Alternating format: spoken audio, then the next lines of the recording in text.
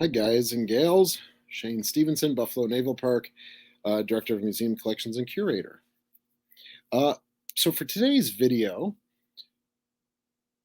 I came across an article from the latter half of 2018, and it said, wreck of USS Abner found off Alaska.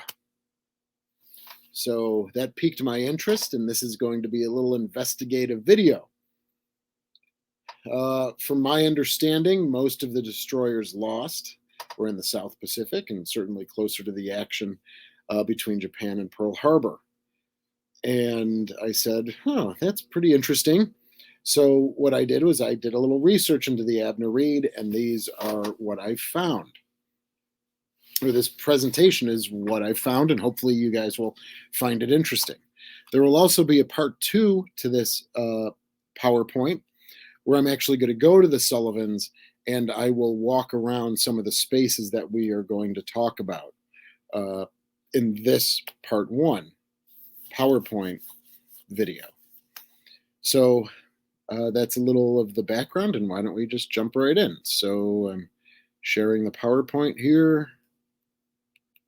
Let's see. Okay. And okay. The curious double wreck of USS Abner Read, DD526.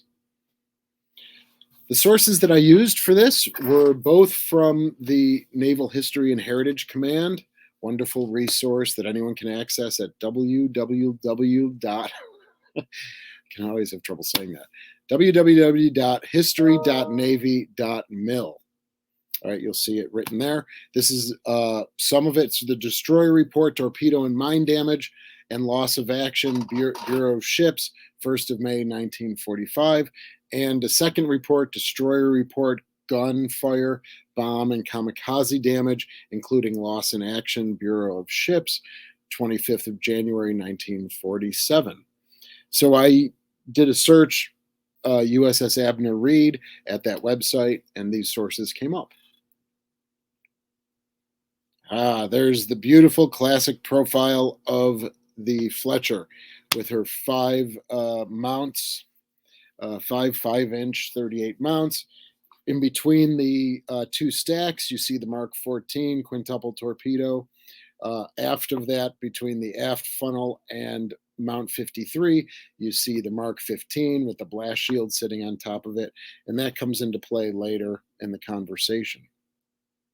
So she was a Fletcher class, constructed like the 5 ships of DD 103 that I did a video on last week at the Bethlehem Shipbuilding in San Francisco. She was commissioned on the 5th of February, 1943, so roughly about 10 months before USS the Sullivans. And she was named after the Lieutenant Commander Abner Read, who perished while commanding his screw steamer, the New London, during the American Civil War while patrolling the Mississippi River. So we got 2 wrecks going on here. What's the deal? What did they find in July of 2018? Well, to talk about that, we need to talk a little bit about the Japanese foothold in American territories in the Aleutian chain, with the island of Attu and Kiska. If I'm pronouncing those wrong, Attu. So Japan landed unopposed on the island of Attu on the 7th of June, 1942. Obviously, as you know, just a few days after Midway. Once the Army and Navy caught wind of that, they immediately sent the 7th Division, the Army's 7th Division, along with Abner Read and other vessels for gunfire support to retake the island. So there was fighting for about 2 to 3 months. It culminated in a Japanese bayonet charge and hand-to-hand combat, and about 2,000 of the 2,300 Japanese were killed. A lot of them committed suicide, and I think at the end of the battle, at the surrender, only about 26 Japanese surrendered out of about 23 or 2,400 that were on the island. After the Americans we retook that island. 3 months after that, Japan abandoned the island of Kiska, removing their foothold on American territory. So Abner Read, the action by Abner Read was on anti-submarine patrol off of the Kiska Island, and at 1:50 in the morning on the 18th of August in 1943, while making a turn, she struck a mine. Port side stern near frame 190. All right, so the port shaft stopped immediately. The starboard shaft about 2 minutes after that. And evidence showed that the starboard prop became uncoupled and just slid off of the shaft. And the shaft was bent about 10 feet out of alignment. At the end of the day, when the ship was being repaired, the starboard shaft was still connected, though bent. The prop shaft was destroyed and went down in the wreck. About 4 minutes after the mine explosion, the stern broke off completely at about frame 170. So she was towed for repairs at Puget Sound Navy Yard and for about 3 months, and then put back into service December 21st, 1943. So I'm going to reference my computer because I have this blown up, and so I can give you better information if you cannot see that. Of course, on the right-hand side is the picture. Doesn't need an explanation. But if you take a look at the left, you'll see we've got the outboard profile and then a bird's eye view looking down from the main deck to the first platform to the second platform. So if you go to the top in the outboard profile, you'll see the red line that cuts across. That was the water after the water line after the damage. The black wording right above that is on the right-hand side, and the left-hand side right at the stern is the water line before the damage. And right aft of the Mount 55, if you look down, you'll see a little circle. That's where the probable location of the mine was when it detonated. And below that, you'll see that they have a shaft with the prop on it. That is presumably the port shaft. And then the one that's bent a little bit out of alignment is without the prop, is the starboard. Looking down on the main deck, you see that break right there at about frame 170, cutting right through the deck house there where there's the double doors and a double ladder. And again, we'll be walking through on part 2 of this video about the investigation of the Abner Read. We'll be walking to those spaces and I'll show you. Going down now onto the first platform, you'll see that large green area. That says immediate or rapid flooding of compartments or empty tankage.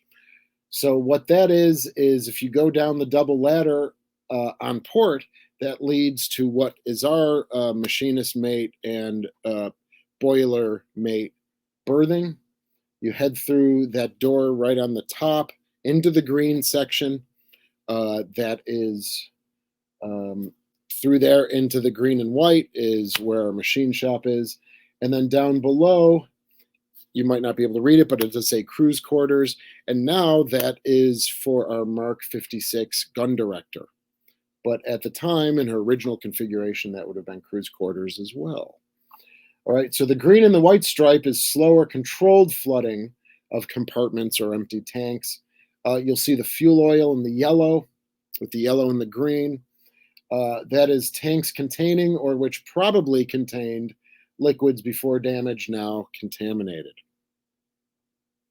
Go down to the second platform. So that's if you're standing on the deck of the first platform, you can look down, and farther aft is if you've watched our videos like why do we flood the transom and how goes the transom. That's in the area that came off of the Abner Read and sank, but those are the areas we're talking about. Now you'll see a lot of green and yellow, and again, that's progressive flooding where there's oil, now there's contamination. You see certain spaces, the handling room right kind of in the middle, it says it was flooded to 4 feet. There was contamination through an open sluice valve. There was a minor rupture right at the very bottom where it says second platform. There was a minor rupture in the fuel oil or ballast, which is the all yellow, leading forward, right, into the other fuel oil tank that's green and yellow. Right. So hopefully you guys followed that. So of course, yeah, we had serious flooding, and they don't label the stern because it with damage because it fell off. So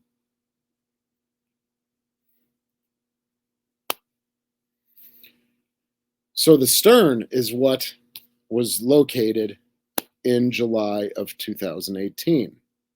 And as I mentioned, she was towed back to Puget Sound Navy Yard, put into service, and now flash forward to the Philippine campaign, including the Battle of Leyte Gulf.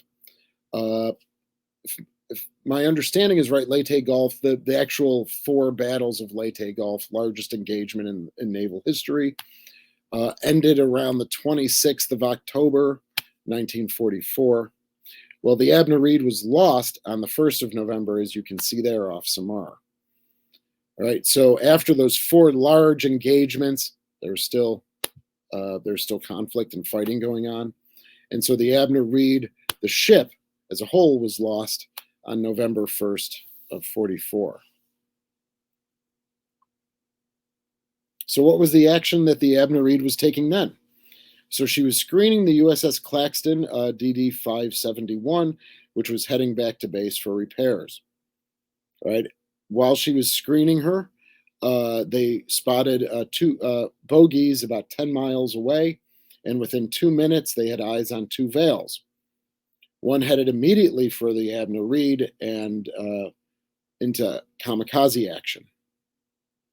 So while the 20s and 40s were defending the ship, the port side wing was shot away, but it did collide with the Mark 15 torpedo tubes aft of the aft stack.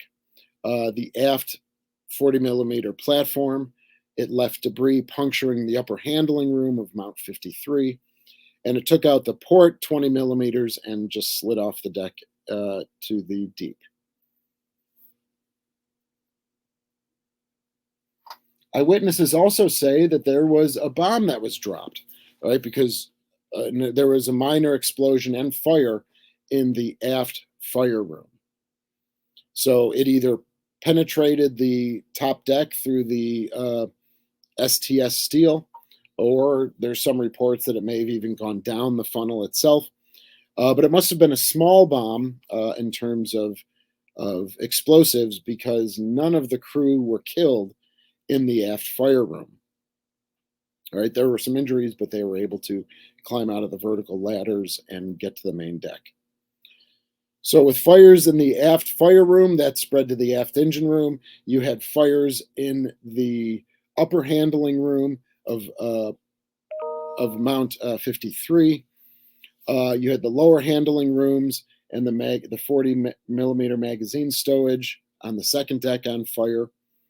And eventually, after about 25 minutes, you had an explosion that at frame 160 that blew out the hull. She listed to starboard, and about 35 minutes after the plane attack, she slid beneath the water.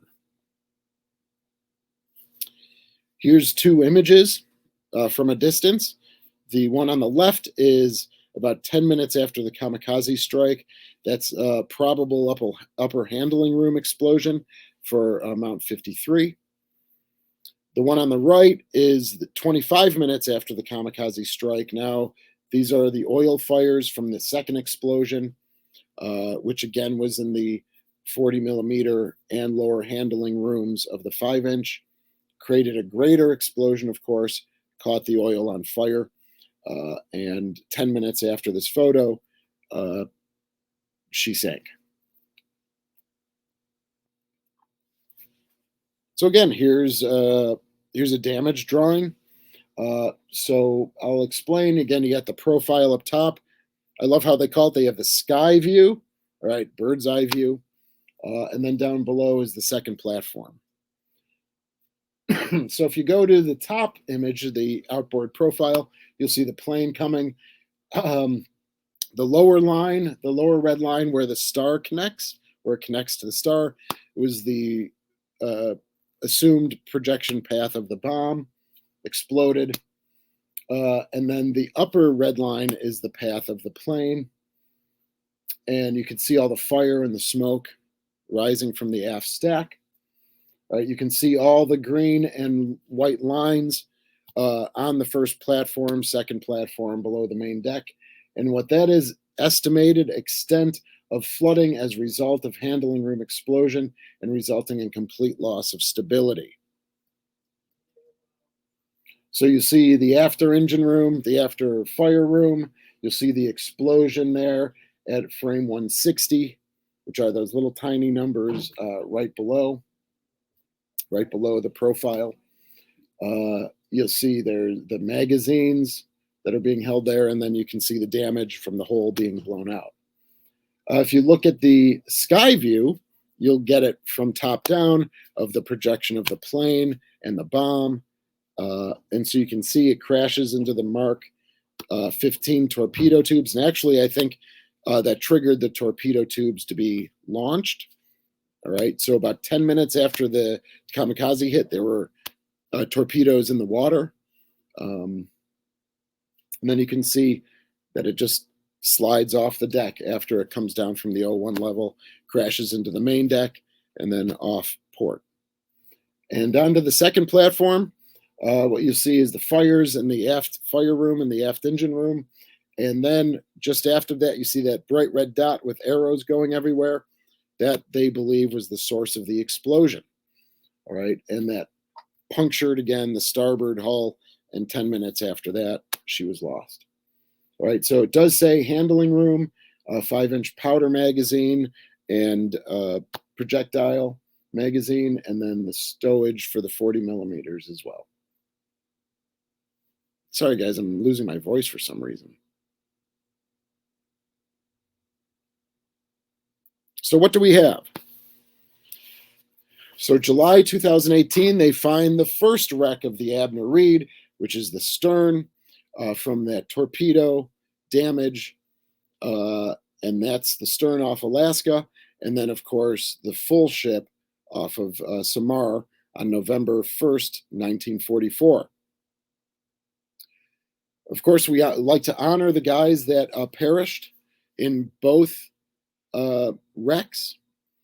There was about 70 to 75 guys that perished from the stern sinking in Alaska. Of course, the water is quite cold up there. Oil was everywhere, and it was difficult to retrieve those that had gone into the water. And of course, if the temperature is 25, 35 degrees, you might only get a minute and a half or 2 minutes before you perish. From the kamikaze hit, there was only about 25 guys or so that perished from the kamikaze hit in November of 44. So if your total service, 300 guys roughly during each action, that's a total of 600. 1 in 6 perished between these two losses. The ship off Samar has not been located itself. To the best of my knowledge, it has not been located, and but the stern was. So coming back now, let's see.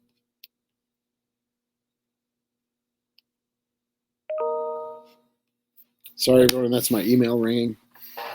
So that's the curious double wreck of the Abner Read. And as I said, the next video is I'm going to go to the Sullivans, and I'm going to go to those frames, and I'm going to point out where those structures could have collapsed. And so you'll see that in a second video. Anyway, I hope you've enjoyed this video, and I hope you enjoy the PowerPoint presentation style. I use this StreamYard. It's better than just putting the camera on my computer itself and recording it off of the computer. So at least it's embedded here. And all right, please leave comments, suggestions. Thanks for all of your support. Don't forget, we have a membership program now, $4.99 a month. gets you one live session with Shane and Steven and 2 extra videos a month. So check that out on our YouTube channel. And we'll see you again for part 2. Thanks, everyone.